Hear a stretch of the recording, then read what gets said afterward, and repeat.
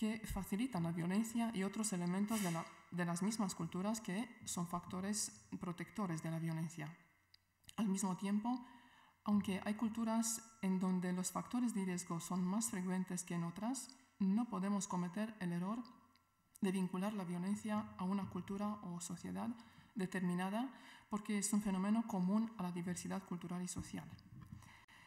La violencia no es violencia en función de la cultura de donde se vive, sino que tiene que ver con la forma en que se entiende y se maneja el poder dentro de las relaciones personales, y este sí que es un componente universal. Las particularidades de la población inmigrante las convierten en una población de especial interés en lo referente al abordaje de la prevención de la violencia de género, aunque todas las mujeres pueden sufrir malos tratos. Voy a presentar algunos factores que hacen posible la violencia en la población rumana adventista.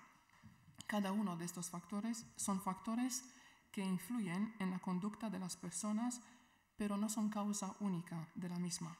Es importante que los agentes sociales relacionados en cada nivel asuman la responsabilidad y emprendan acciones necesarias, por un lado, para modificar los factores de riesgo y, por otro, para promover, en cambio, los factores de protección. Por ejemplo, la Iglesia, la escuela y las familias deben ser agentes educativos primarios de una niña o de una mujer, pero la Iglesia no puede asumir las funciones de las familias ni éstas sustituir el aprendizaje de la escuela. No se trata de echar la culpa a nadie del problema de la violencia, sino de asumir de una forma activa y consciente nuestra responsabilidad sobre este problema. Dentro de este análisis hay dos aspectos significativos que conviene puntualizar. Por un lado, hay un nivel personal que representa la persona en sí misma.